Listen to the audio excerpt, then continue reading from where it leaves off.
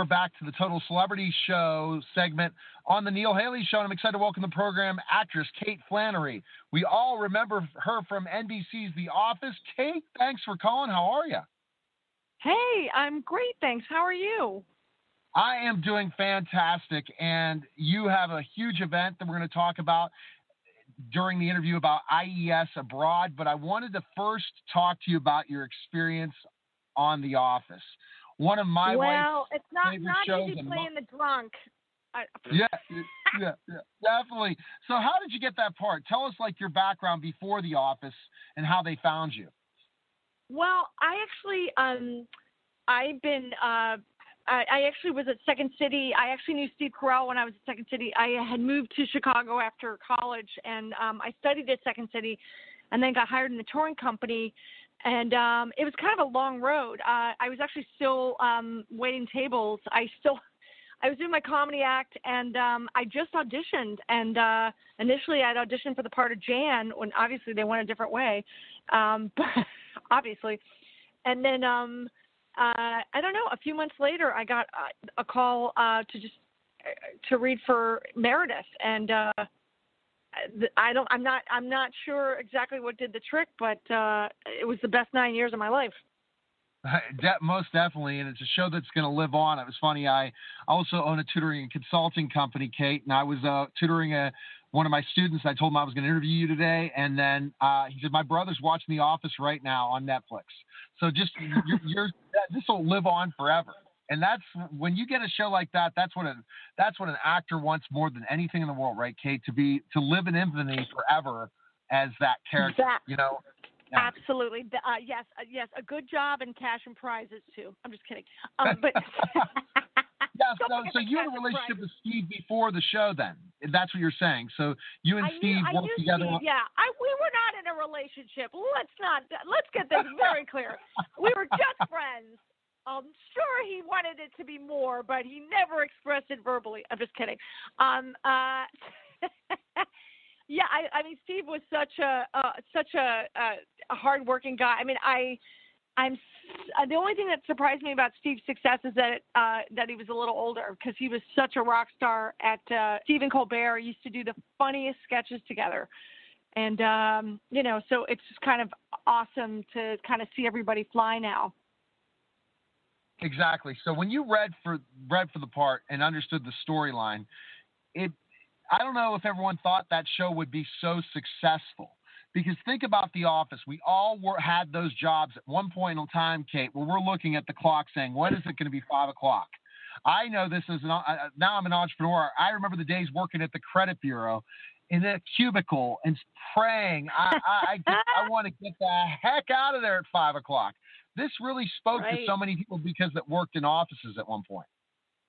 Right, and it always cracks me up that the kids that really plug into the show. But I think that working in an office is a lot like being a student, because your teacher is kind of like your boss, and you're stuck sitting next to somebody that you may not be friends with and maybe don't even understand, but you're kind of trapped with them, much like a job, 9-to-5 job. Kind of interesting. Absolutely. And to think of the cast and to look where they are today in certain shows and different things, even yourself, and we're going to talk about that before we get into IES abroad, that you just got to be just blown away with all your castmates and their success after The Office and what they're doing now. It's pretty awesome. I just had lunch or dinner with Ellie Kemper last week. We were in New York. We actually did an episode of Match Game together with Alec Baldwin. It was really fun. And I just love her on Kimmy Schmidt. She's such a doll. She's such a good actress. She's so damn funny. Absolutely. What would you say would be one of your fondest memories of The Office, in your opinion? Let's go with one of the episodes so versus. Many. Yeah. I had such a great time shooting Moroccan Christmas, because Steve Carell and I got to improvise that whole parking lot scene when Michael literally drags Meredith to rehab, and they get in a huge chasing match in the parking lot. So all of that was improvised, and Paul Feig was directing. Paul directed Bridesmaids, and he's directed a million things since then, a ton of Melissa McCarthy movies. He's such a brilliant guy. He directed the all-female Ghostbusters. Okay. Which, was such a blast to actually, because so much of the show was written, and it was written so well that I never, it was fine with me, but it was kind of really fun to get to improvise, because when Steve improvised, like, nobody did it better. He's such a pro and made it look so easy. So that was your favorite. What about times on the set? Now, we talked about one of your favorite episodes. What about times on set? Anything you could kind of talk about? Well, especially, you guys must have laughed the whole entire time with such talented people on that set. Yeah, I mean, I loved working with Will Ferrell. He was such a great guy. And there's a scene where Michael Scott and Will Ferrell's character Diego, they actually come to Meredith's house to give her a certificate that she's nominated for a Dundee. So, but Meredith isn't home because she's doing the walk of shame. She's just getting in from the night before. That was such a fun. I mean, there's so many fun. I mean, and even like Michael's last Dundies where we got to sing to him. So many fun things. I actually got to do a lot of my own stunts, which was a blast and so crazy. And it kind of made me feel like a badass. Absolutely, and that's definitely something that's amazing. And the character, did you do a lot of improvising with your character at times once they gave you the idea of Meredith? Not a lot. A lot of it was so written that we improvised a little bit, but it was really well written, and it was so well written that it felt improvised. Or if you improvised, I felt like it was like written up to a point, and you just kind of go where the writer kind of leads you, and maybe to the next step, but. Yeah, the next step, and then the next step, and you never know where you're going to go next, Kate, for sure. One other thing that we loved you in is last year on American Housewife. You were so hilarious. My wife and I love that show, and you were hilarious in your character. We hope you're back because you were so talk. There's talk funny. Of me being back. We're trying to work it out. There's talk. I actually am on another ABC show that's going to air next week called Kevin Probably Saves the World with Jason Ritter, and that was really fun. We just shot that this summer. But yeah, Katie Mixon is great. American Housewife is a blast. And I actually got to like literally push her into the middle of the street. There was like a big, once again, we were doing our own stunts, and it's like, don't kill the star, Kate. Don't kill her. Luckily we hit the mat, we hit our mark, and all is well. But what a great cast. It's so funny. The kid, Daniel DiMaggio, plays her son. I've known him since before he was born. I've known his mom for years. I used to do sketch comedy with her, Loretta Fox. She's a very funny actress. So it's such a small, wonderful world. Oh, it's definitely a small, wonderful world, and it's an exciting time. And so you'll have to tell us a little bit about the new show you're on. But I tell you, you and Kate were perfect. I talk about how hilarious your scenes are, and doing your own stunts. That's impressive. So are you ready? So when you're ready to retire from acting, are you just going to be a stunt woman? That's what it sounds like. I don't think so. I'll probably shoot my hip at that point. But it's so funny. I don't know if you knew this, but I've been touring for the last 3 years with Jane Lynch doing her live show, and we actually did a Christmas album that we're doing a Christmas tour this year. The album did very well, and I've actually been Jane's sidekick in this live show with the Tony Guerrero Quintet. Tim Davis also thinks he was the vocal arranger on Glee. But yeah, it's been like this fun thing that we played the Kennedy Center last year, and we've just been we've been all over. We were in at Joe's Pub for 8 shows 2 summers ago. It's been a blast. Really, really fun gig. Oh, absolutely. Fun gig and exciting. So let's talk about the new show, and then we'll get right into your red carpet event you're going to be involved in. But tell us a little about this new show. Yes, absolutely. Well, okay. One other thing I'm going to tell you. I'm in a new cartoon that started this summer on Cartoon Network called OK KO, and I play KO's mom, Carol. And it's for kids. It's a really fun show, and I just got to go to my first Comic-Con, and it was so crazy and fun. It's one of the writers from Steven Universe who came up with this. And so I'm actually on Steven Universe. I recur as Barb, the mail person. I don't know what. She delivers mail. But yeah, so it's really fun to do voices for kids, and the fans were just awesome. And we hadn't even aired yet this summer, and we already had like a little bit of internet action. So it's been on almost every day on Cartoon Network after Teen Titans, called OK KO, Let's Be Heroes. Really fun show. And wow. Then, yeah. Awesome. That's exciting. So you got a lot of different projects I saw you on a radio tour I didn't get on. I work with this one radio tour. We get major celebs, and somehow I didn't get you on the show. So I was so excited to get this opportunity now to speak with you. But let's jump into the show you said with Jason Ritter. Tell me, about specifically that show. Yeah. Well, it's called Kevin Probably Saves the World, and it's kind of it's a feel-good show. It's a 1 hour.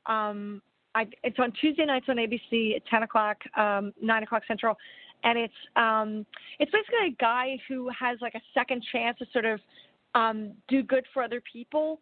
And if he doesn't get it right, he's in trouble. I mean, but he's kind of awkward and young and just kind of stumbly. And he sort of has this, I don't want to call her an angel, but she's sort of, trying to keep him on the right path. And I'm just a guest star on the show, but I had such a great time. And, Jason, of course, is John Ritter's son. Yes. And he's we actually worked together on another show on Comedy Central called Another Period, which is about two women who want to be famous in 1905. I actually play Annie Sullivan on that show. And I'll be back this season 2 as Annie Sullivan. I was in the pilot as Annie Sullivan, and I'll be back. And there is an actress that plays Helen Keller. It's really crazy. So there's all this overlap in our careers. It's really fun. Yeah, you're staying busy. For sure. And do you like this idea of guest than being on one show? Do you like the idea of doing guest roles and then doing movies and other projects? Because that's the one. Yeah. I miss being. I mean, the thing about The Office is that I don't know. It was really a once in a lifetime. I think. I mean, if I'm lucky, I'll get something else as wonderful as that. But the bar is so high. So I do have fun going on other people's shows and. I hope they're all having great experiences. But I just felt like on The Office we had the best writers. We had the best directors. I mean, Harold Ramis directed 3 episodes. Paul Feig, like I said. I actually even J.J. Abrams directed The Office. Jon Favreau. I mean, so many great movie directors came. So I feel like it was such a heightened experience. I don't know if that's going to happen again. And it's great either way. Because like I said, I'm having a blast, and I have been busy, and I've had some great experiences. And I mean, if I'm only best known for being the drunk on The Office, I think I could live with that. That's all right. Because of the number of episodes you were on, Kate. Again, I think The Office speaks the same as Seinfeld. I get guests that have been on Seinfeld maybe as guest starring twice, and they live in infamy forever. They That's the super right. Nazi or same thing will happen with all of the cast of The Office because they were such a family to so many people for so many years. And and with Netflix and all these other places streaming, younger people are going to get involved. Would you say you're doing lots of other events as Meredith and stuff? You get those opportunities to do those different conventions and stuff, right? Based on being on The Office, right? You've gotten those opportunities. I haven't really yet. I might be doing one in January in Texas. It's like sort of a Comic-Con in I think Victoria, Texas. But yeah, that'll be my first one. So yeah, I've not really done that. I mean, I've hosted a lot of benefits, and that's kind of been the thing, and that's kind of what brings me to Chicago on November 1st. I'm hosting a benefit called IES Abroad, which is actually a film festival, but the charity itself, they actually send kids to Europe to study, and they have like a huge program. I mean, they send like 600 kids a year. It's so awesome, and so they're actually asking the contestants for this contest to do a short film about their experience abroad. And I just have to say, like, the internet is fantastic, and you see other worlds, but it's nothing like actually like touching the soil, breathing the air, smelling the smells, eating the food of another culture and another place. So it's such a great, I just feel like what a great gift. I mean, I wish there were more opportunities when I was younger. I did get to go to Europe after college for about 6 weeks because my grandmother was from Ireland, and she left my brothers and sisters and I like enough money to just travel for a while, which was amazing. It was amazing. But the fact of like doing a semester or 2 abroad is like, what a gift, what a mind-opening gift. And I don't know, I just feel like it kind of gives you compassion for other people, and it makes you focus on how we're alike more than dissimilar. Yes. I think it's a good thing. And then with the film festival, it's an opportunity to show your talents. And that's something that, again, film, the opportunities, as you talked about with all these platforms now, Kate, it's tremendous for a filmmaker to get a break like something like this, and then you never know where it's going to take them. That's right. And actually, one of the kids is studying there's actually down to 3 finalists, and everybody can go on the website and vote. So you guys actually decide who wins.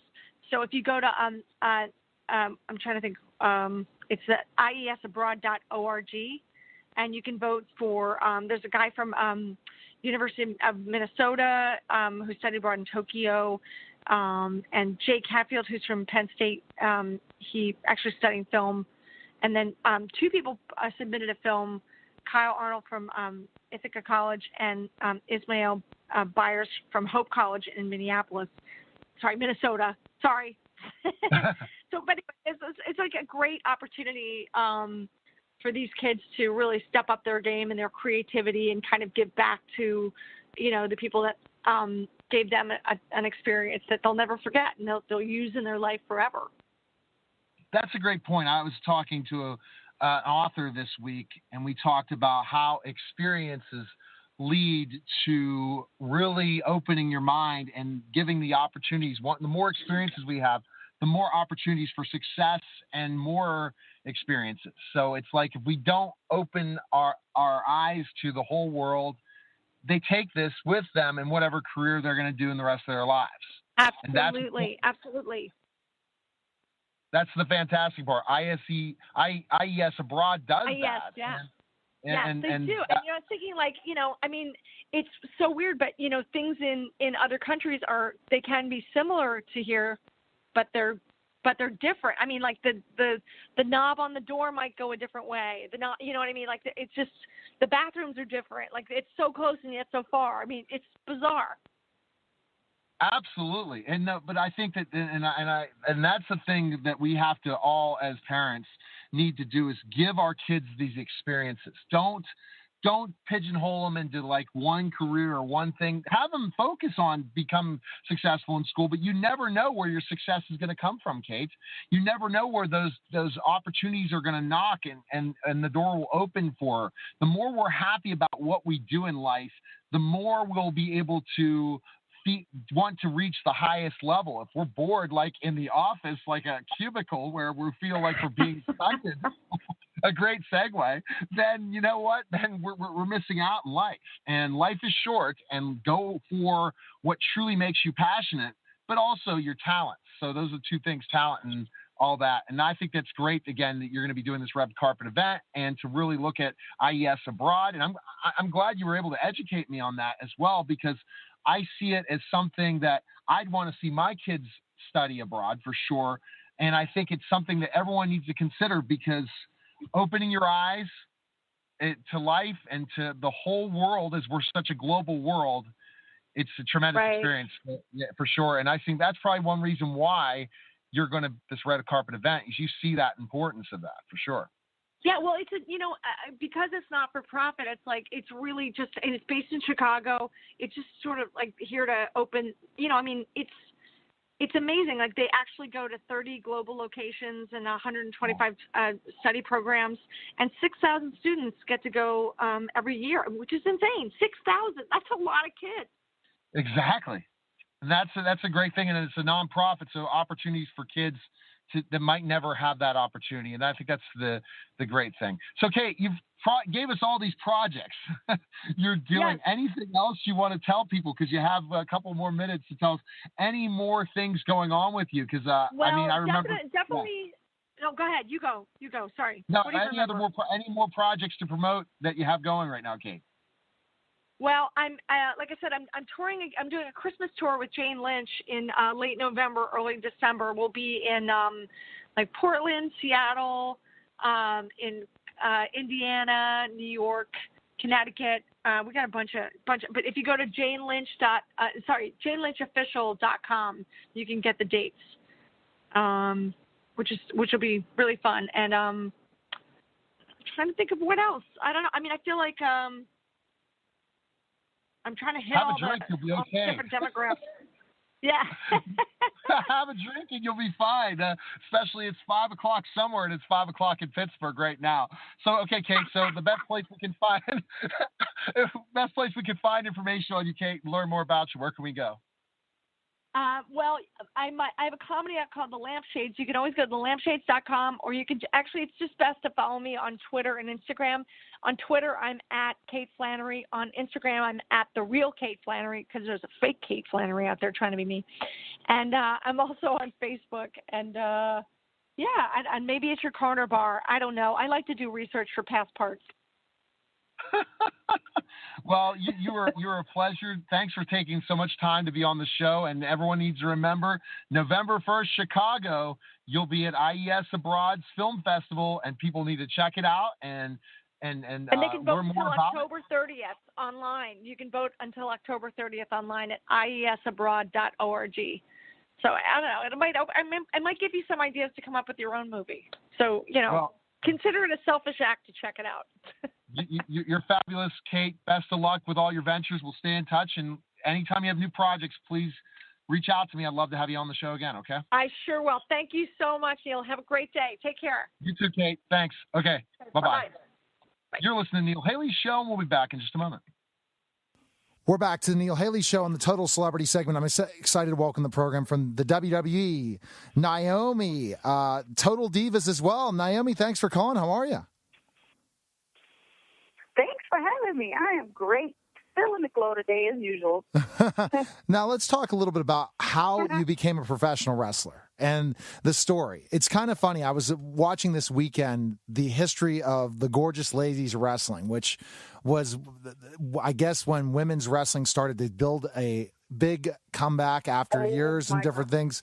And I'm such a huge fan of that. And tell me why you want to become a professional wrestler. Did you see the Netflix, the documentary? Yeah, I love that Netflix documentary. It was fantastic. My wife and I were watching that. She loved it. Yeah. So tell us the story of how you became a pro wrestler. Yeah.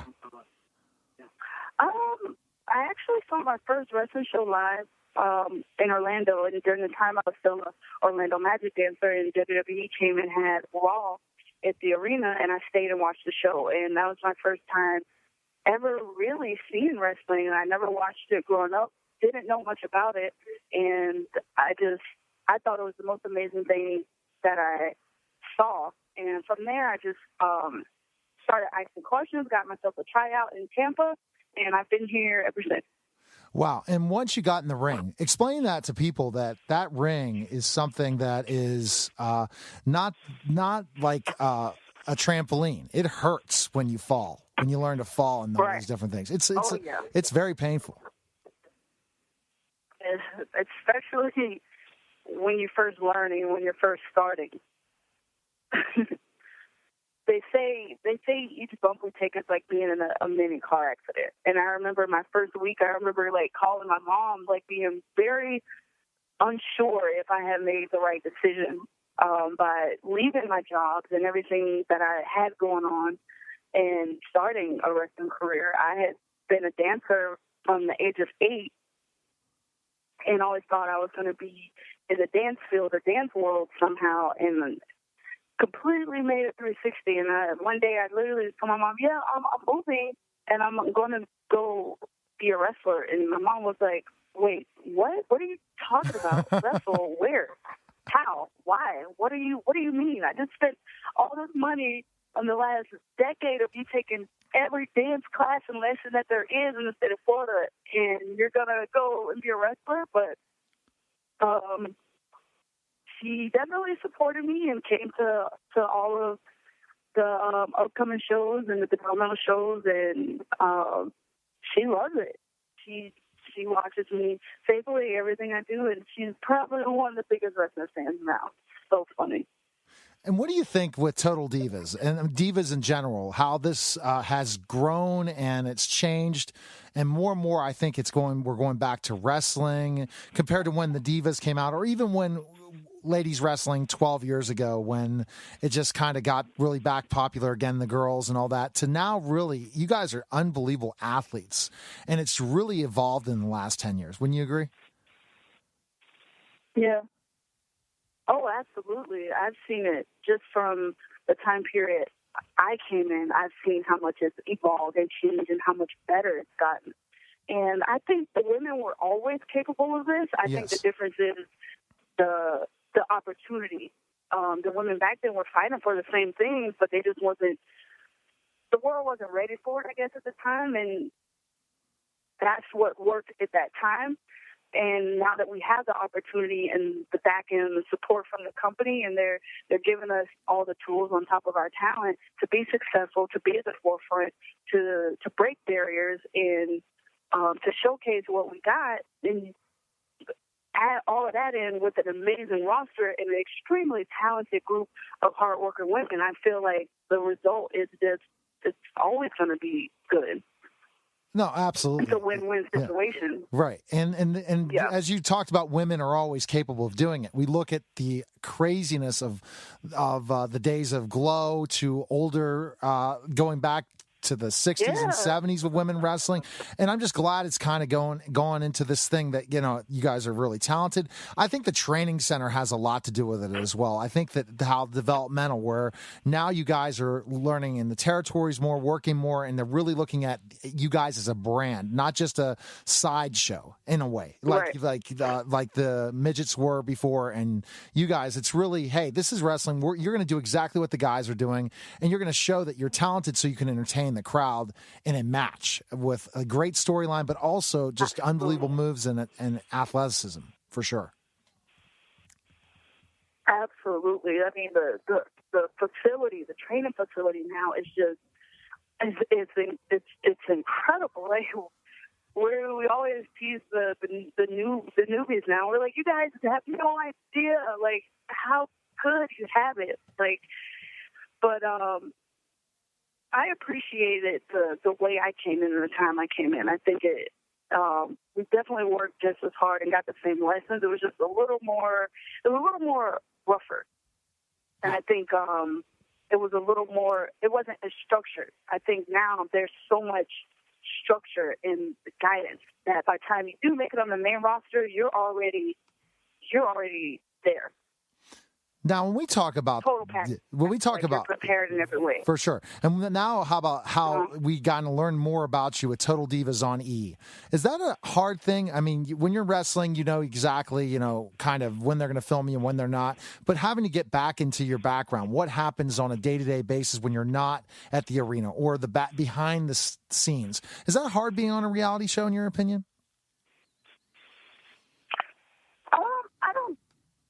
I think you have to have the personality and the mindset for it. And I think those rough days and hard days, I think those are days that do make the best TV, because it is raw, it is real, and I feel like those are the moments that are most relatable, when you are vulnerable, when you are breaking down. And that's what people don't get to see, on wrestling and WWE, that they do get to see from watching the reality show. So I think we have a great group of women who understand that and understand what we're trying to project and showcase. Like, we're real, and we want women and fans and people who watch our show to know what it is that we do and what we go through and experience, and that at the end of the day you can overcome it all, because that's what we do week in and week out.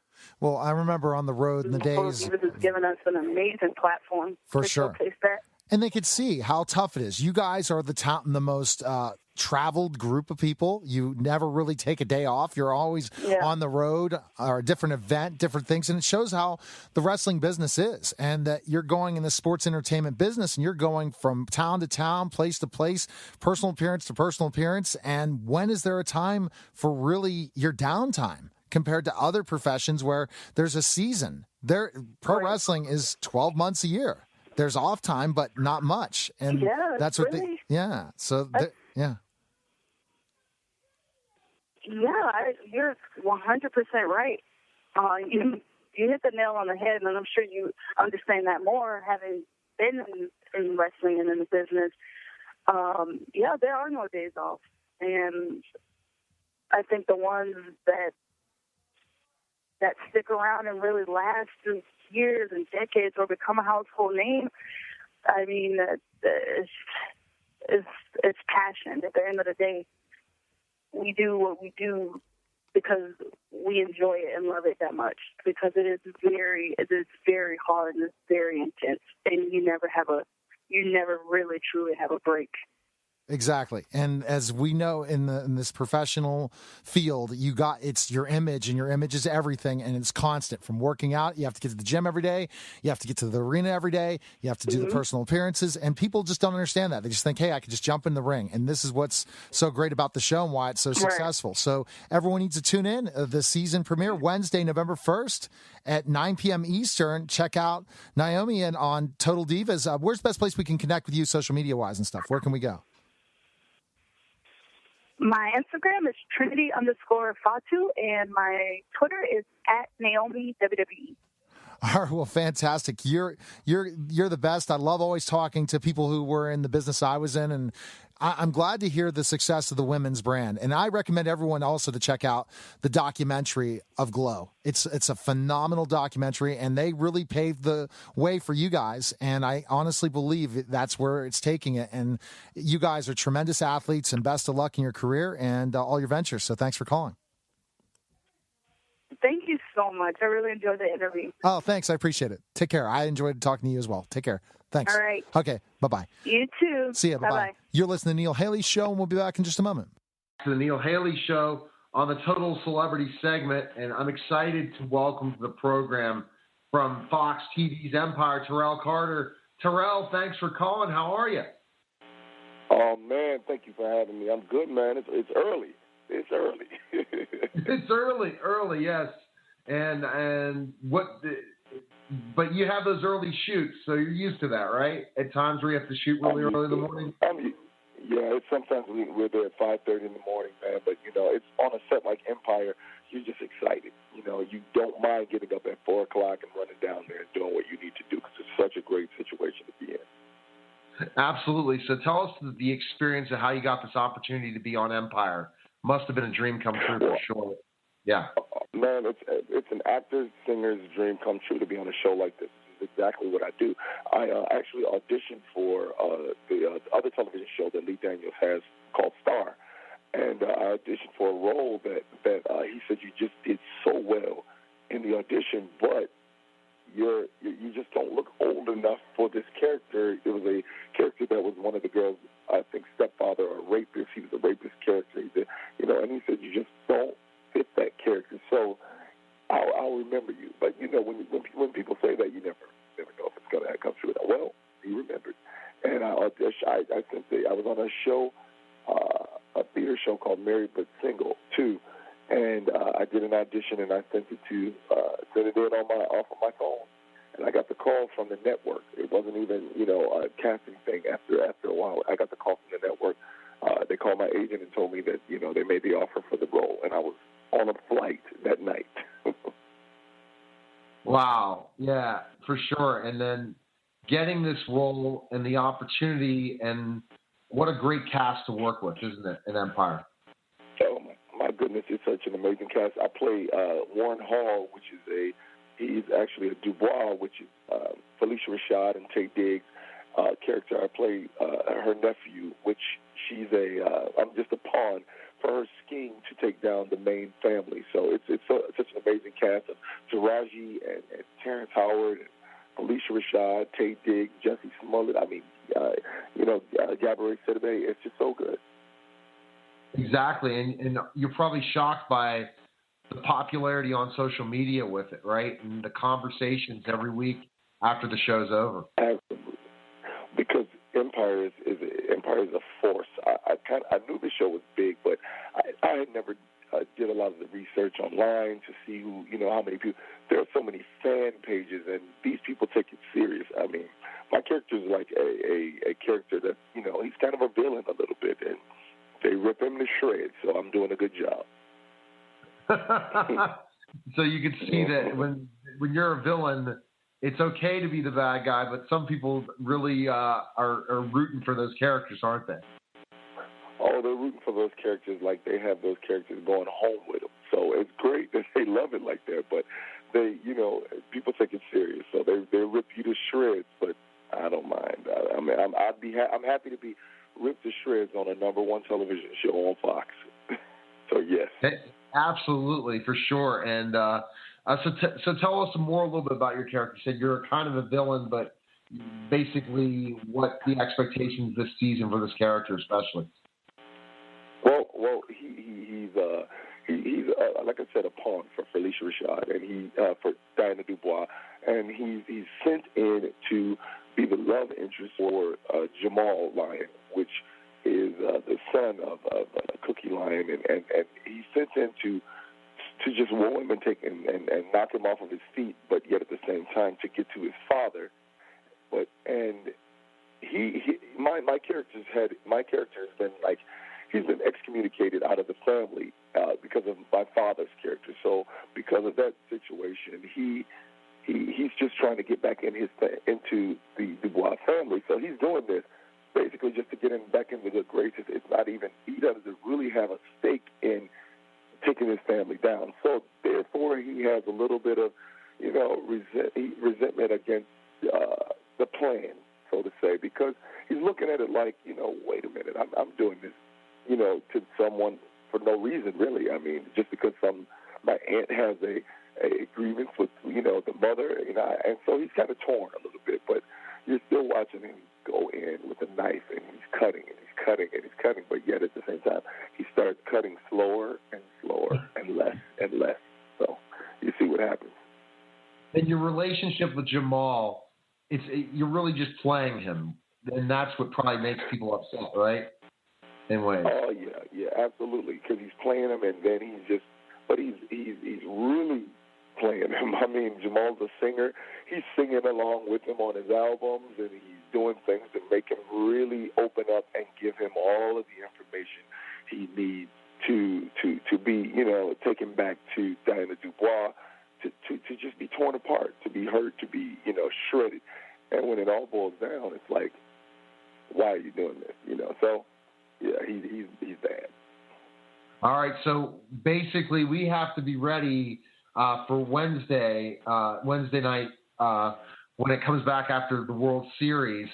But tell us specifically the next episode. Give us like a little clue what could happen, and without giving anything away. Well, the next episode, as far as with my character, Tay Diggs plays my cousin. He's the whole reason why we're doing all of this. And when it boils down to it, he gets a little jealous because his mother, Diana Dubois, is kind of favoring me. It's like we're doing this because his relationship with Cookie Lyon was messed up. So we're doing it for him. But she kind of starts loving the fact and the way that I'm handling everything. And so it kind of brings a little tiff between he and I.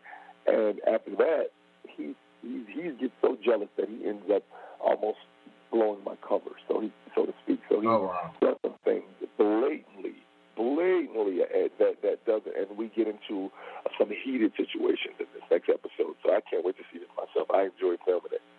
Such a great guy. He's such an amazing guy. Fantastic. And best place we can connect with you social media wise, so that people can start hating you even more. Where can we go? Yeah, they can start hating. Let them follow me and hate me even more. Go follow me on Terrell Music. That's Instagram. Everything is Terrell Music, and that's Instagram and Twitter. You can go find me on Facebook at Terrell Carter, and that's pretty much it. You can find all of my music on iTunes and Spotify and Pandora. Terrell Carter on iTunes, Spotify, Pandora, all of the social media, and all of the musical downloads. You can find me. Hey, so it's a great platform for you for your music as well, being on Empire. Absolutely, man. Yes, it is. That artists love that for sure. Well, best of luck, man. Thanks for coming on the show, and take care. All right, thank you, brother. See you. Okay. All right, take care. See you. Bye-bye. You're listening to the Neil Haley Show, and we'll be back in just a moment. We're back to the Neil Haley Show on the Total Celebrity segment, and I'm excited to welcome the program. World ABC's Kevin Probably Saves the World. Kimberly, Hébert, Gregory. Kimberly, thanks for calling. How are you?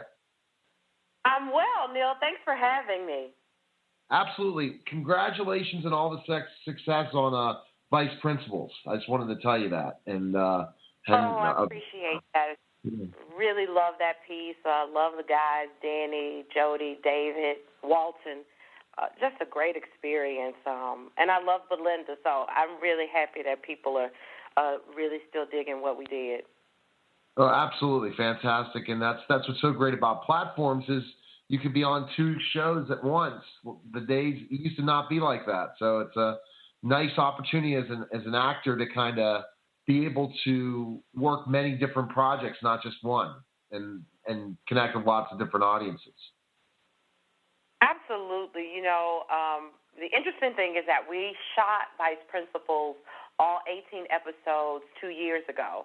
So, and we knew going in, unfortunately, that it would be a 2-season sort of kind of mini-series deal. Jody and Danny and David, they were really clear because it came as a movie to them, so they kind of knew clearly the story that they wanted to tell. So it was a nice opportunity to have this great character, these great, and play with these great other actors and writers, and then to kind of have it spread out over time. So it really has afforded me the opportunity to now do something that I feel is completely different in character and different in tone, and with the new network that I'm really super excited about. I'm really anticipating people watching Kevin Probably Saves the World and coming back with lots of questions and lots of interest. Absolutely. So let's go into specifically the premise of the show, then we'll get to your character. Yeah, well, Kevin Probably Saves the World is about a young man who finds out that he is the last of the 36 righteous who walk the earth to keep the earth going. And he finds this out by meeting the character that I play, Yvette, who's a celestial being who tells him, you're here to save the world and to find the other 35, to anoint new 35, because we ultimately found out that the 35 have somehow vanished. And so that's why Yvette is there. And so it's this lovely kind of journey about human spirit and human goodness, which really appeals to me at this moment, to kind of figure out how to be the best person I can be in the world, and if my goodness can affect change in others, or if affecting change in myself is really the goal. So I really love the show's idea, and the conceit of the show is really fascinating and also attractive to me. Oh, absolutely. It's definitely an attractive thing that we can go and know that we can change someone's life, and that we are our purpose. We have a purpose on this earth to do something. And it makes us think, well, what if we were those one of those righteous and we had to save the entire world? What will we do each day to change what we're doing right now? And I think that's, Kimberly, an underlying message in the show is that. I mean, I love that people might watch that and wonder, am I purposed to be doing something different, to be doing something better, to be helping others, to be changing our world, or changing myself? Because I think that's the really interesting thing about where it starts with Kevin and Yvette, is that he first has to become a more aware and different person, and that's the sort of work that we get in the first few episodes of, Kevin trying to, as Yvette says, build his spiritual powers, but it's really about building his humanity. And I just love that you brought that up, that, I hope we're all wondering, am I one of the if this were real, am I one of the 36, and should we all go through the world as if we are? And what does that make the world look like? It's just such a fascinating way of thinking. Absolutely. It's a very, very fascinating way. And so let's talk about your character, Yvette. And she's interesting, right? Especially when you think you're placed on to help Kevin guide him, but yet you're kind of a goofy, kind of interesting character yourself, right? In a way, not like this perfection personified when you think of like movies like, where the person that comes down is perfect. This is exactly. A little bit more than, yeah, right. And I think Michelle Fazekas and Tara Butters those are our showrunners and the executive producers, were so really thoughtful in making sure that she wasn't this kind of perfectly put together, has all of the answers, and will be directing with such precision and authority. Now, I think she has authority, but she doesn't have precision, which makes her really interesting and fallible. It's so nice to be playing someone who's so committed to something that is so large, but in some ways so ill-equipped to even be in the space because she knows nothing about being human. She has no concept of it. Right. And where she's coming from is a place that is perfect.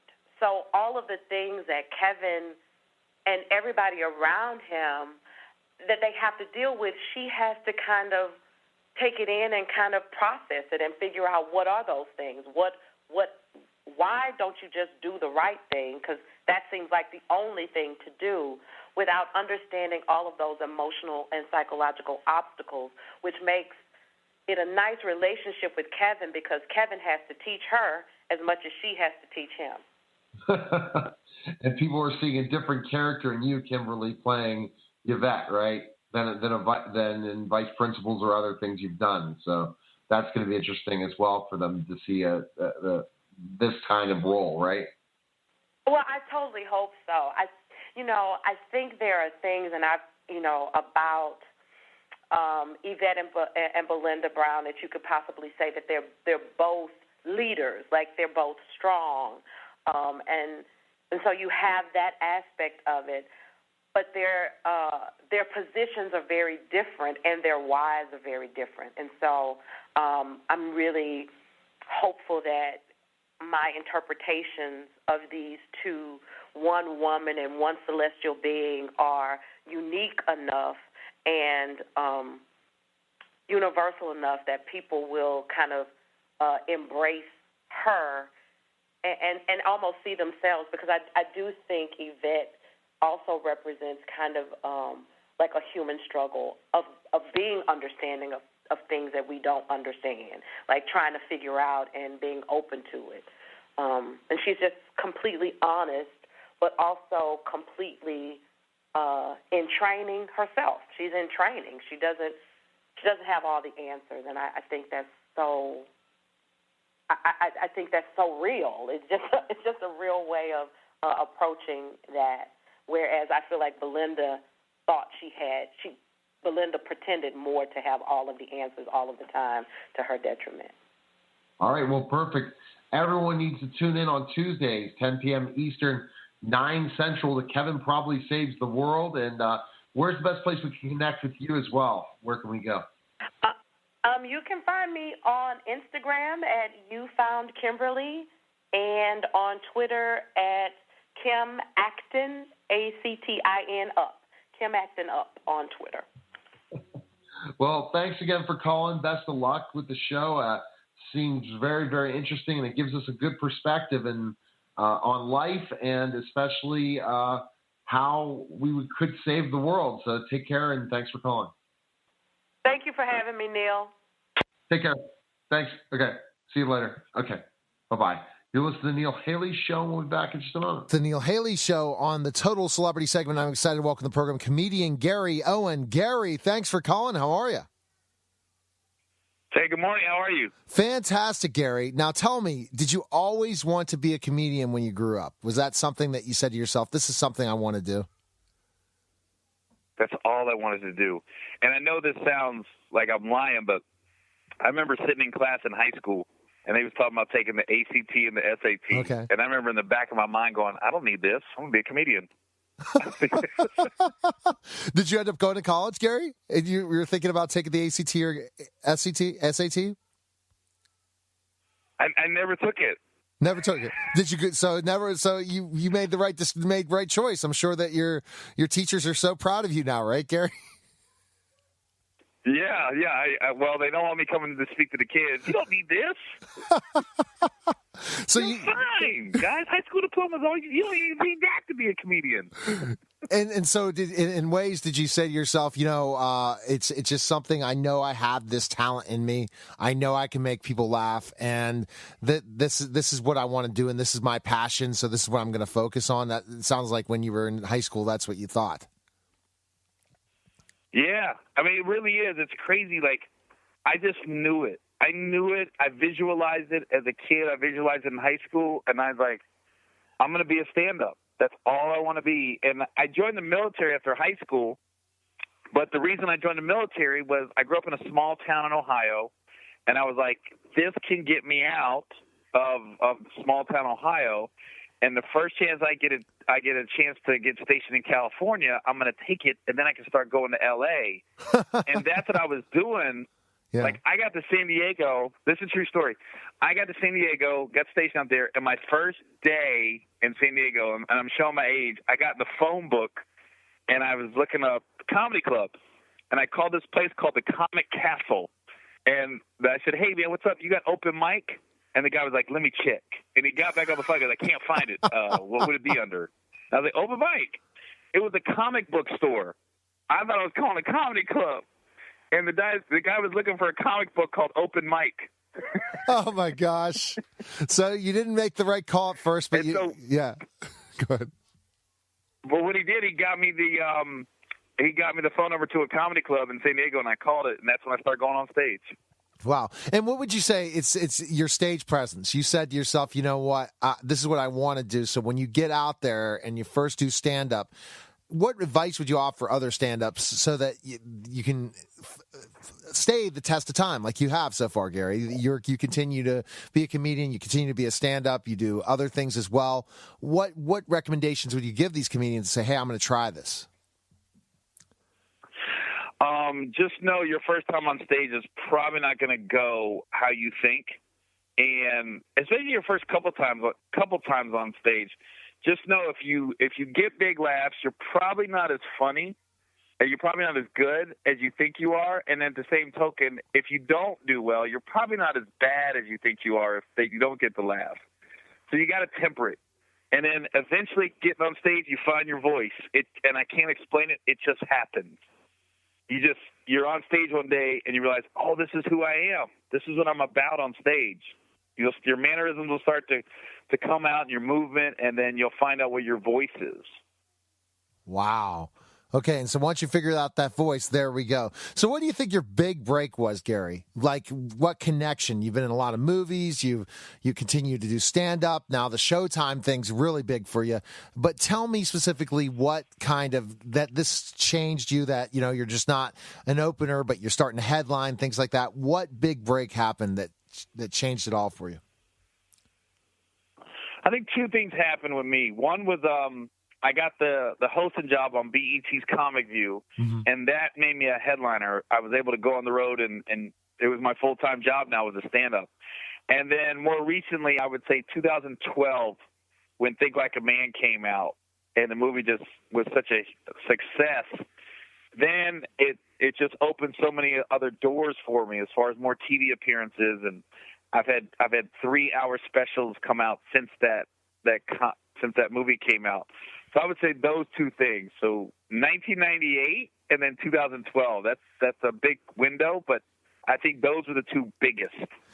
It definitely, and you've worked with some amazing people, haven't you, in that time, in comedy, for sure, in that time to get your break. Wouldn't you say, opening for certain people that, I mean, especially if you're in LA, right? You can just give a household of names, right, of comedians you've worked with.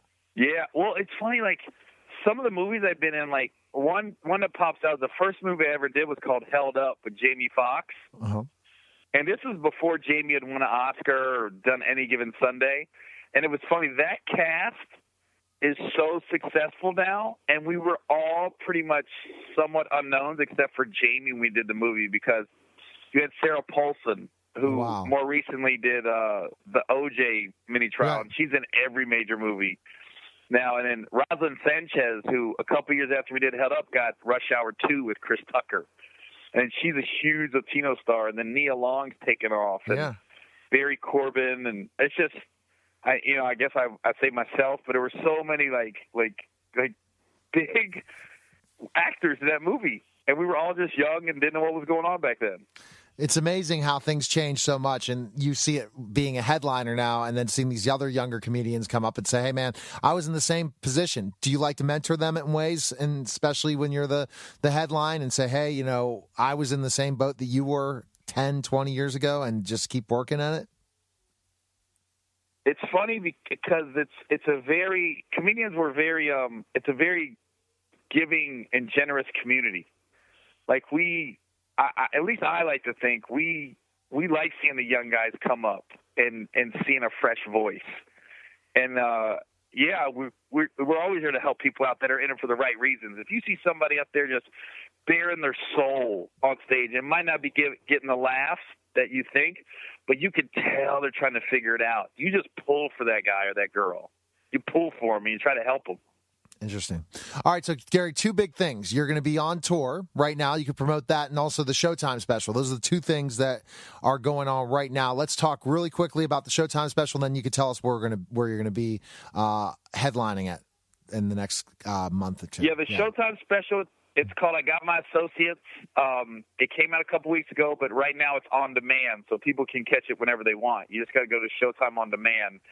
And the best way I could say the tour's going is just go to my website, GaryOwen.com, and that's got all my tour dates because it'd be too many to name in one session. And then more recently, I got into the podcast world.